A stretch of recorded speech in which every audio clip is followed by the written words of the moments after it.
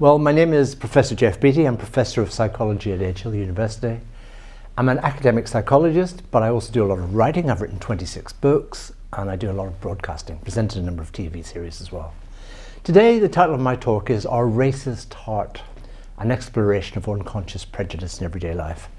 And I called the talk that because 12 years ago, I started working on a book with exactly that title. And what today's talk is about is it's looking back at that work and saying, what did we learn from it? What did we get right? What still needs to be done? When I wrote the book, which was published in 2012, unconscious prejudice, implicit racial bias was a comparatively new term. Everyone uses it these days. But what I want to do is I want to critically examine it. The research I did at that time was shocking, even to me, in terms of the racial bias that seemed to be present in shortlisting. And I want to talk about how we've moved on from there, if at all. So it's a kind of retrospective look, examining the concept of unconscious prejudice and saying what needs to be done. And of course the hint is, a lot needs to be done. It's wonderful talking at this particular conference. I've talked at it before, at the AFSA annual conference before. It's got some very interesting range of speakers. And I just want to bring in some kind of academic clarity to this issue and get people discussing it.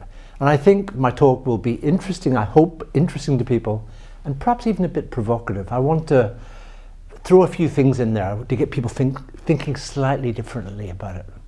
One of the things I'll be challenging is that measures of implicit prejudice aren't actually implicit, but we've just devised a new measure which is.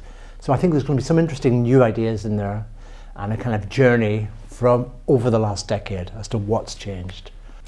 I got really interested in implicit bias because I'm really interested in how people think. We all think of ourselves as kind of logical processes of information, but the more work I did in academic psychology, the more I realized that that simply wasn't correct. Now, I haven't obviously suffered from racial bias myself, but I come from a working class Irish family. I went to Cambridge. So, and interestingly, my latest book is called Selfless. Selfless in the sense of not being incredibly altruistic about people, but this having a vaguer notion of self than maybe I should have. So it's a kind of a psychological journey through social class and education. So I'm really interested in all of those kind of subtle things that perhaps inhibit you, constrain you. To the outsider, they might not seem too much at times, but when you're on the receiving end, it feels a little bit different. So I've always felt kind of different to many academics. You know, I come from a very, very working class family, but you know, as I say, I've scaled that greasy bow and survived. And I've written about the experiences. Well, I think when people hear the talk, they'll be shocked at some of the results. You know, how people in university, when presented with what they don't know is they're being presented with the same CVs, but just changing the apparent ethnicity of the candidates.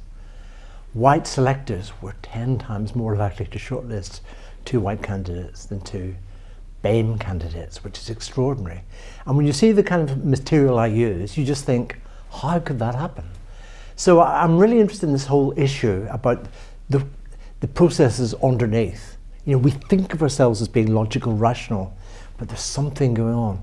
And what the kind of research I do is trying to understand how that can work, because we can't just act on our prejudices. So other stuff happens, and what I've been trying to document is that other stuff. For example, if people have got a strong implicit bias, they're more likely to notice things on the CVs of candidates from a different ethnic background. They're more likely to focus on particular things. Now that had never been done before, which is, what's the relationship between the irrational system and the rational system? Because to me that holds the key to what unconscious prejudice is all about. It's irrational, but it feeds through into the rational system in very, very selective ways. I think AFSA is doing a great job because I think we all have to respond to this kind of evidence. I mean, as an academic psychologist, I'm stepping back. I've got the privilege of stepping back and examining the research that's been done on this. And I suppose I want the audience today to go away thinking they've learned something, but they can also have a more critical perspective on these measures that have been used. And I want to talk about how to overcome them, how to fight back against them. So I'll be giving a few tips about shortlisting processes and what needs to happen so that your unconscious mind can't take over.